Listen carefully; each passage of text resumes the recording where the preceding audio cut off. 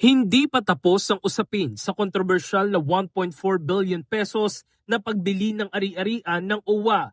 Yan ay matapos maghain ng motion for reconsideration ang Department of Migrant Workers sa Office of the Ombudsman upang hilingin na muling pag-aralan ang pagbasura sa mga kasong graft, malversation at plunder laban kay dating OWA Administrator Arnel Ignacio, ilang dating opisyal ng OWA at iba pang sangkot sa bentahan. Ayon sa DMW, lumampas sa 198 million pesos ang presyo ng biniling ari-arian kumpara sa appraisal ng Land Bank of the Philippines. Iginiit ng DMW na dapat panagutin sina Ignacio dahil umano sa overpriced na transaction.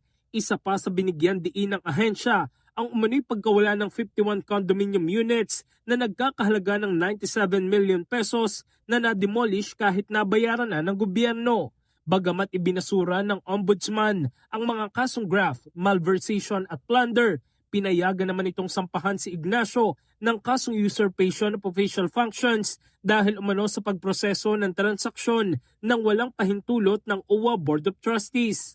Ayon sa DMW, ipagpapatuloy nila ang lahat ng legal na hakbang upang mapanagot ang mga sangkot at maprotektahan ng pondo ng gobyerno at ng mga OFW. In the heart of changing lives, ako si Brigada Jigo Custodio ng 105.1 Brigada News of Manila, the Music and News Authority.